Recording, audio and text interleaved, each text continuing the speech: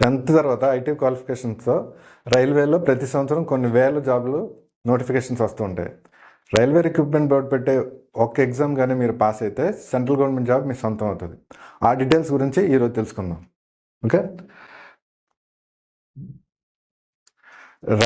రైల్వేకి ప్రతి సంవత్సరం రిక్రూట్మెంట్ జరిగే వాటిల్లో ముఖ్యంగా 3 జాబ్లు ఉంటాయి. ఒకటి ఏఎల్పి, 2 టెక్నీషియన్, 3 గ్రూప్ డి ఉంటుంది. ఈ 3 పోస్టులకి కూడా అన్ని ట్రేడ్లు, ఐటీ చేసిన అన్ని ట్రేడ్లు వాళ్ళు కూడా ఎలిజిబిలిటీ ఉండదు. కేవలం ఇప్పుడు చెప్పుకోబోయే ట్రేడ్స్ వాళ్ళు మాత్రమే ఎలిజిబిలిటీ ఉంటుంది అనమాట. ఇది కూడా ఏంటంటే ఐటీ అనేది 10th క్లాస్ క్వాలిఫికేషన్ మీద చేయొచ్చు, 8th క్లాస్ క్వాలిఫికేషన్ మీద కూడా చేయొచ్చు. బట్ మనకేంటంటే 10th క్లాస్ క్వాలిఫికేషన్ మీద చేసిన ఐటీ మాత్రమే రైల్వేలో జాబ్స్ ఉంటాయి. And at the same time రైల్వేలో 10th క్లాస్లో మీరు మ్యాథ్స్ అండ్ సైన్స్ ఒక సబ్జెక్ట్గా చదివి ఉండాలన్నమాట. మన తెలంగాణ ఆర్ ఏపీలో ఇది అన్ని స్టేట్లో అన్ని సిలబస్ కూడా 10th maths and science include అయింది. దాని గురించి వరి అవసరం లేదు. కాకపోతే ఇప్పుడు చెప్పుకునే పోస్టులు మాత్రమే ఐటీఐలో చేస్తే మనకి రైల్వే జాబ్స్ రావడానికి అవకాశం ఉంది. అదేంటో చూద్దాం. First fitter trade. ఈ ఫిట్టర్ ఏంటంటే mechanical related trade. Fitter trade ఒకటి. ఫిట్టర్ మెకానికల్ రిలేటెడ్ ట్రేడ్ ఇది. దాని తర్వాత ఎలక్ట్రీషియన్, ఇది ఎలక్ట్రికల్ రిలేటెడ్ ట్రేడ్ ఇది. దీని తర్వాత ఎలక్ట్రానిక్ మెకానిక్, ఇది ఎలక్ట్రానిక్స్ రిలేటెడ్ ట్రేడ్. దాని తర్వాత డీజిల్ మెకానిక్ అనేది 1 year కోర్స్ మాత్రమే. బట్ ఈ 1 year కోర్స్ చేసినా కూడా రైల్వేలో మీరు ఏఎల్పి ఎగ్జామ్కి రాయడానికి ఎలిజిబిలిటీ ఉంటుంది. ఇకపోతే RAC, refrigeration and air condition అనమాట. రిఫ్రిజిరేషన్ అండ్ ఎయిర్ కండిషన్ అనేది మనకి రైల్వేలో మన ఏసీ కంపార్ట్మెంట్స్లో వాటిల్లో టెక్నీషియన్స్ జాబ్స్ కూడా ఎలిజిబిలిటీ ఉంటుంది అనమాట. ఈ ఆర్ఏసీ చేసిన వాళ్ళు కూడా మనకి ఏఎల్పి ఎగ్జామ్ రాయడానికి ఎలిజిబిలిటీ ఉంటుంది. ఆ తర్వాత welder, wiremen, motor mechanic vehicle ఇది. దాని తర్వాత టర్నర్. ఈ ట్రేడ్లు చేసిన వాళ్ళు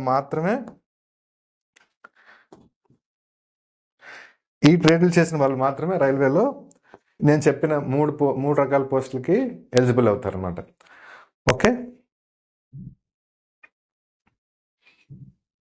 ఇప్పుడు ఇవి నేను చెప్పిన పోస్టులు ఇవన్నమాట. ఫస్ట్ అసిస్టెంట్ లోకో పైలట్ అంటే ట్రైన్ని డ్రైవ్ చేసే వాళ్ళని అసిస్టెంట్ లోకో పైలట్ అంటారు. 2 ఉంటారు, ఒక డ్రైవరు, ఒకటి అసిస్టెంట్ లోకో పైలట్ అంటారు. ఒక డ్రైవరు, ఒక అసిస్టెంట్ డ్రైవర్ అని అంటాం. ఇకపోతే నెక్స్ట్ టెక్నీషియన్స్ అనమాట. రైల్వేలో అంటే వర్క్షాప్లో కానీ లేకపోతే ప్రొడక్షన్ యూనిట్స్లో కానీ టెక్నీషియన్స్ హెల్ప్ లేకుండా ఏ పని జరగదనమాట. సో అన్ని పనులకి టెక్నీషియన్స్ ద్వారానే ఈ వర్క్స్ అన్ని జరుగుతుంటాయి. So technicians. Next group D అంటే హెల్పర్స్గా ఉంటారు. రైల్వేలో చాలా వరకు అన్ని పోస్టులకి ఇప్పుడు group D 10th class qualification or IT qualification కూడా ఉంది. ఈసారి వచ్చిన నోటిఫికేషన్ సగం ఉంది. నెక్స్ట్సారి మోస్ట్లీ రైల్వే వాళ్ళు చెప్పేది ఏంటంటే ఐటీ క్వాలిఫికేషన్తోనే గ్రూప్ డి ఉంటుంది అని అంటున్నారు అనమాట. సో ఐటీ క్వాలిఫికేషన్ చేస్తేనే గ్రూప్ డి పోస్ట్కి ఎలిజిబిలిటీ ఉంటుంది. ఇది ఎవ్రీ ఇయర్ నోటిఫికేషన్ ఇస్తామని లాస్ట్ ఇయర్ మనకి రైల్వే మినిస్టర్ గారు చెప్పడం జరిగింది. ఆ చెప్పిన విధంగానే 2024లో నోటిఫికేషన్ ఏఎల్పిది వచ్చింది, 2024లో టెక్నీషియన్స్ వచ్చింది, 2024లో గ్రూప్ డిది కూడా వచ్చింది. అంటే లాస్ట్ ఇయర్ 3 నోటిఫికేషన్స్ కూడా వచ్చాయి. అట్ ద సేమ్ టైం ఈ ఇయర్ 2025లో కూడా ఆల్రెడీ నోటిఫికేషన్ ఏఎల్పిది స్టార్ట్ అయిపోయింది. టెక్నీషియన్స్ రావాలంది, గ్రూప్ డి కూడా రావాల్సింది ఉందన్నమాట. సో ఇవి కూడా రెడీగా ఉన్నాయి. ఎవ్రీ ఇయర్ నోటిఫికేషన్ రావడానికి అవకాశం ఉన్నదన్నమాట. ఇప్పుడు మనం ఏంటంటే తక్కువ క్వాలిఫికేషన్తో, అంటే 10th క్లాస్ అయిపోయిన తర్వాత ఎక్కువ బర్డెన్ లేకుండా కొంచెం తక్కువ అమౌంట్తో, గవర్నమెంట్ సీట్ అయితే కొన్ని చోట్ల 5,000 లోపలనే 2 సంవత్సరాలు కూడా అయిపోతుంది. 2 సంవత్సరాల ఐటీ కూడా కంప్లీట్ చేసేసుకోవడానికి అవకాశం ఉంది. తక్కువ క్వాలిఫికేషన్స్తో తక్కువ ఏజ్లో, అంటే రైల్వే ఎగ్జామ్ రాయడానికి 18 years ఎలిజిబిలిటీ ఉంటుంది.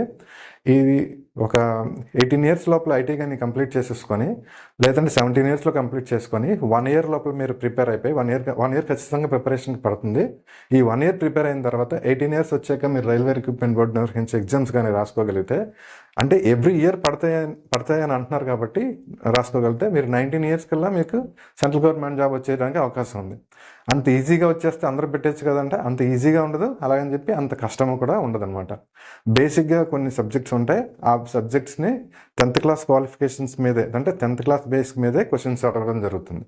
అంటే ఇప్పుడు టెక్నీషియన్స్ కానీ తీసుకుంటే 10th class maths, 10th class science, reasoning, ఇలా జనరల్ నాలెడ్జ్ అవన్నీ కూడా 10th క్లాస్ బేసిస్ మీదే అడగడం జరుగుతుంది.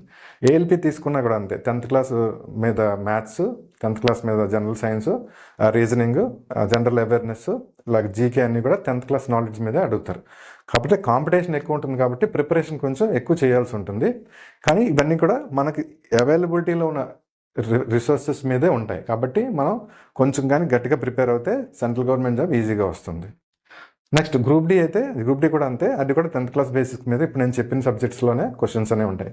అడిషనల్గా ఏంటంటే ఏఎల్పికి వచ్చేటప్పటికి ఐటీఐలో చదివిన ట్రేడ్, ఫిట్టర్ అయితే ఫిట్టర్ ట్రేడ్ మీద, డీజిల్ మెకానిక్ అయితే డీజిల్ మెకానిక్, ఎలక్ట్రీషియన్ అయితే ఎలక్ట్రీషియన్ ట్రేడ్ మీద, ఎలక్ట్రానిక్స్ అయితే ఎలక్ట్రానిక్స్ ట్రేడ్ మీద వాళ్ళు ఒక ట్రేడ్ సబ్జెక్ట్ ఉంటుంది పార్ట్ బిలో, దానికి సంబంధించి చదవాల్సి ఉంటుంది. ఓకే,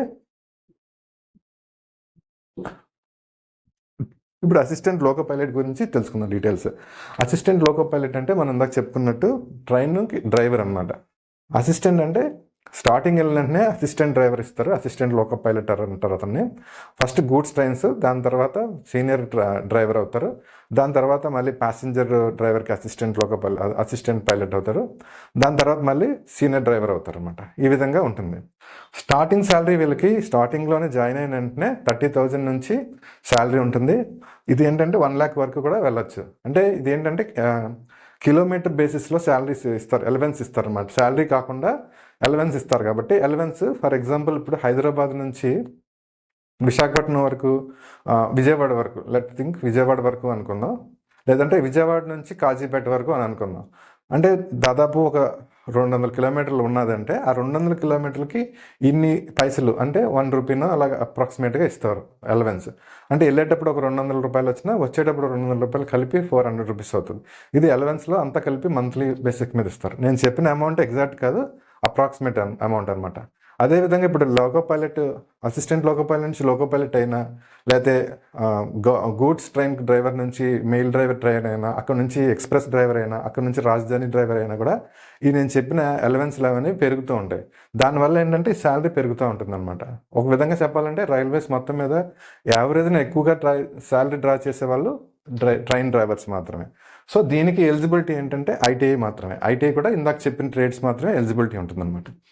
ఓకే, ఏజ్ వచ్చేటప్పటికి 18 years నుంచి 30 years వరకు ఓసీ వాళ్ళ ఎలిజిబిలిటీ ఉంటుంది. ఎస్సీ ఎస్టీ వాళ్ళకి 5 years రిలాక్సేషన్, అంటే 35 వరకు ఎలిజిబిలిటీ ఉంటుంది. At the same time OBC వాళ్ళకి 3 years రిలాక్సేషన్ ఉంటుంది, అంటే 18 నుంచి 33 వరకు ఓబీసీ వాళ్ళు ఎలిజిబిలిటీ ఉంటుందన్నమాట. ఇది ఇంతే కాకుండా ఇందులో అడిగే క్వశ్చన్స్ ఎక్కడి నుంచి వస్తాయంటే ఫస్ట్ మ్యాథ్స్ నుంచి వస్తుంది. మ్యాథ్స్ నుంచి ఉంటుంది, మ్యాథ్స్, రీజనింగ్,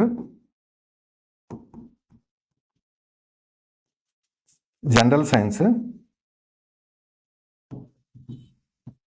జనరల్ సైన్స్ అంటే అందులోనే ఫిజిక్స్, కెమిస్ట్రీ, బాటనీ, జువాలజీ కూడా కలిపేసే ఉంటుంది అనమాట. అంతా కలిపి జనరల్ సైన్స్ అని అంటాం.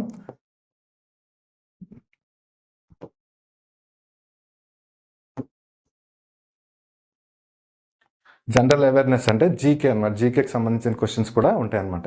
ఇవన్నీ కూడా 10th క్లాస్ బేసిక్స్ మీదే ఉంటాయి. కాబట్టి వరీ అవ్వాల్సిన అవసరం లేదు. కొంచెం కష్టపడితే ఎగ్జామ్ ఈజీగా క్రాక్ చేయొచ్చు. బట్ కాంపిటీషన్ మాత్రం చాలా ఎక్కువ ఉంటుంది. క్వాలిఫికేషన్ మాత్రం ఐటీఏ, అంటే డిప్లొమా చదివిన వాళ్ళు కూడా రాయొచ్చు, బీటెక్ చదివిన వాళ్ళు కూడా రాయొచ్చు. ఈ ఏఎల్పి వచ్చేటప్పటికి బీటెక్ వాళ్ళు రాయొచ్చు, డిప్లొమా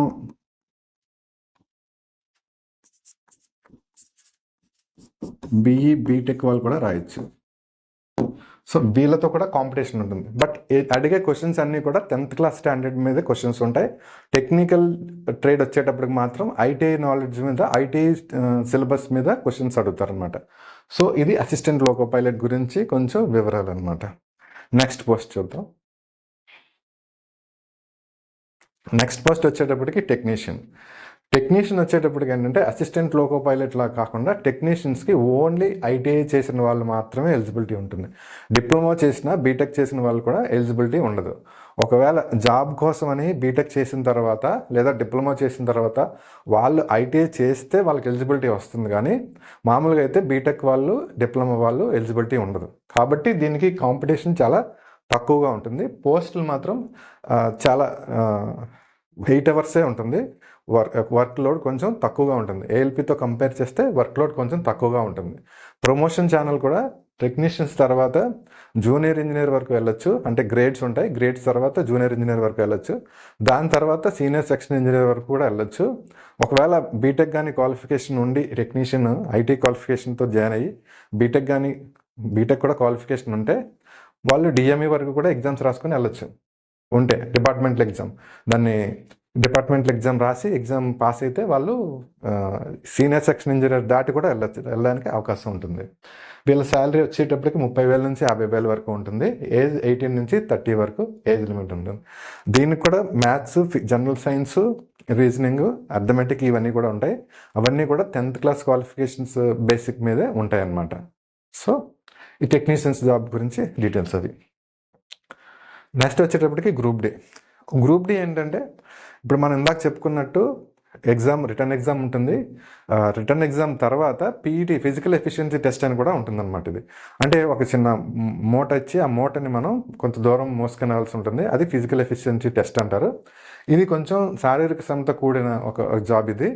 అంటే హెల్పింగ్ నేచర్లో అంటే ఎవరైతే టెక్నీషియన్స్ ఉన్నారో, జూనియర్ ఇంజనీర్స్ ఉన్నారో వాళ్ళకి హెల్ప్ చేసే జాబ్ కాబట్టి రైల్వేలో కొన్ని పరికరాలు కొంచెం హెవీగా ఉంటాయి, వాటిని మొయ్యాలి, ఎక్కడి నుంచి దగ్గర షిఫ్ట్ చేయాలి, లేదంటే పాయింట్స్ మ్యాన్, కీ మ్యాన్, ఇలాగా గేట్ మ్యాన్, గేట్ కీపర్ ఇలాంటివన్నీ ఉంటాయి కాబట్టి, ఈ జాబ్స్ అన్నీ ఉంటాయి కాబట్టి కొంచెం శారీరక శ్రమతో కూడిన జాబ్ ఇది.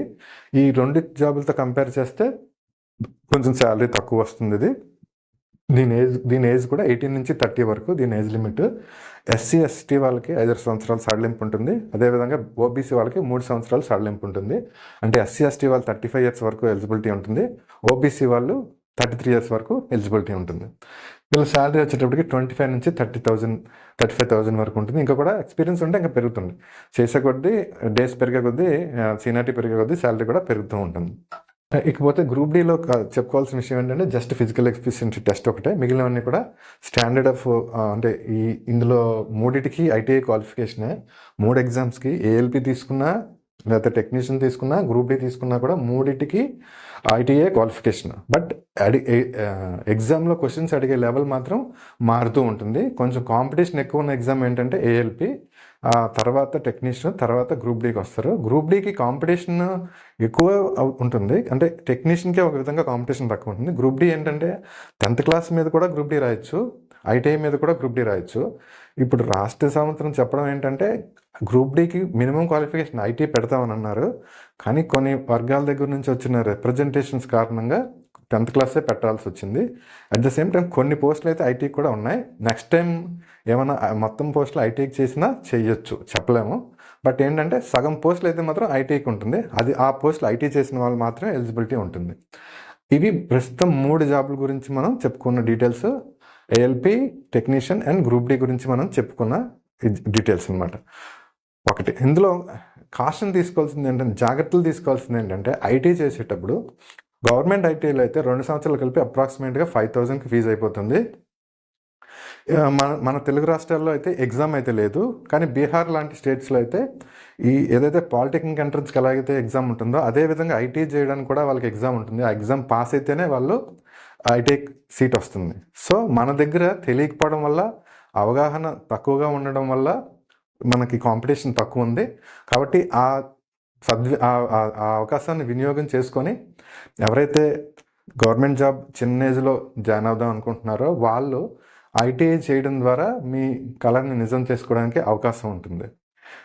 At the same time precaution ఏంటంటే అన్ని ప్రైవేట్ ఇన్స్టిట్యూట్స్ని నమ్మద్దు, అన్ని ప్రైవేట్ ఐటీ కాలేజ్ని నమ్మద్దు. కొంతమంది ఏం చేస్తున్నారంటే కోర్స్ జాయిన్ చేసిన తర్వాత జాయిన్ అయ్యేటట్టుగా ఒక ఫీజు ఉంటుంది, అయిన తర్వాత ఒక ఫీజు ఉంటుంది. అందరూ కాదు, కొన్ని చోట్ల ఇలా జరుగుతున్నాయి. కాబట్టి ఒకసారి చెక్ చేసుకొని మన మంచి కాలేజెస్ ఉంటాయి, ఆ మంచి కాలేజెస్ని చూసుకొని మీరు ఐటీ కంప్లీట్ చేసుకుంటారని ఆశిస్తున్నాం. I wish you all the very best, success to you.